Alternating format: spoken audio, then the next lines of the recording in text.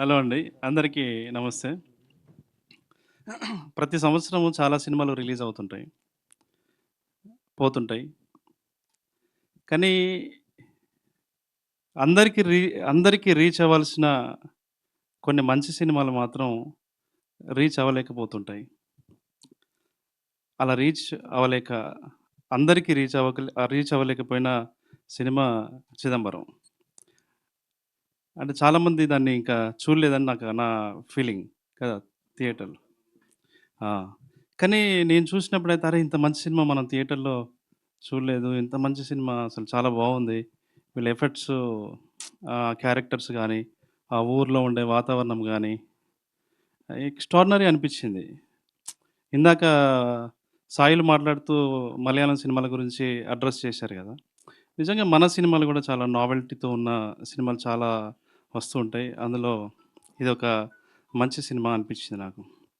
ఎందుకంటే లోకంలో చాలామంది వ్యక్తులు కన్ను సరిగ్గా లేదనో, ముక్కు సరిగ్గా లేదనో, కాళ్ళు సరిగ్గా లేదనో, ఒక ఇన్ఫియారిటీ కాంప్లెక్స్‌తోని ఆహ్, కాన్ఫిడెన్స్‌ని కోల్పోయి, జీవితంలో సాధించాల్సిన విజయాలని సాధించలేక, జీవితంలో ఉన్నటువంటి బ్యూటీని అనుభవించలేక, అనేక మంది వాళ్ళ జీవితాల్ని ఆహ్, అలాగే ఇన్ఫియారిటీ కాంప్లెక్స్‌తోనే బతికేస్తా ఉంటారు.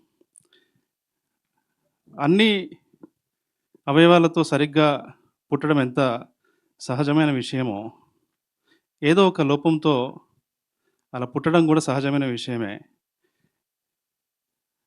నిజమైన వైకల్యం అంటే వ్యక్తిత్వం లేకపోవడము అనేది ఈ సినిమాలో చూపిచ్చారు. చాలా అద్భుతమైనటువంటి సినిమా ఇది. ఇలాంటి సినిమాని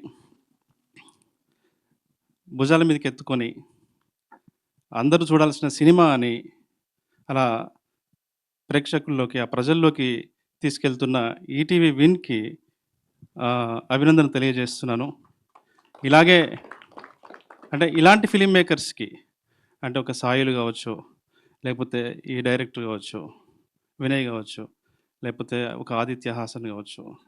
ఇలాంటోళ్ళందరికీ ఒక భరోసాని ఈటీవీ విన్ ఇస్తుంది. నిజంగా చెప్పాలంటే చాలా కంటెంట్ ఉన్న సినిమాలకి ఒక జన్మ ఇవ్వడానికి ఒక మంత్రసాని పనిచేస్తుంది ఈటీవీ విన్. ఇది ఇలాగే కొనసాగుతుందని వీళ్ళ నుండి అనేకమైనటువంటి మంచి సినిమాలు, మంచి డైరెక్టర్స్ ఇంకా వస్తారని ఆశిస్తున్నాను. సో, ఎస్పెషల్లీ సాయి బ్రోకి, బాపినేని సార్‌కి, నితిన్‌కి అండ్ అందరికి నేను మళ్ళొకసారి ఆహ్, థాంక్స్ చెప్తున్నాను. అంటే ఈ డైరెక్టర్స్ అందరి తరపున. సో, ఈ సినిమా అందరూ చూడండి. Thank you.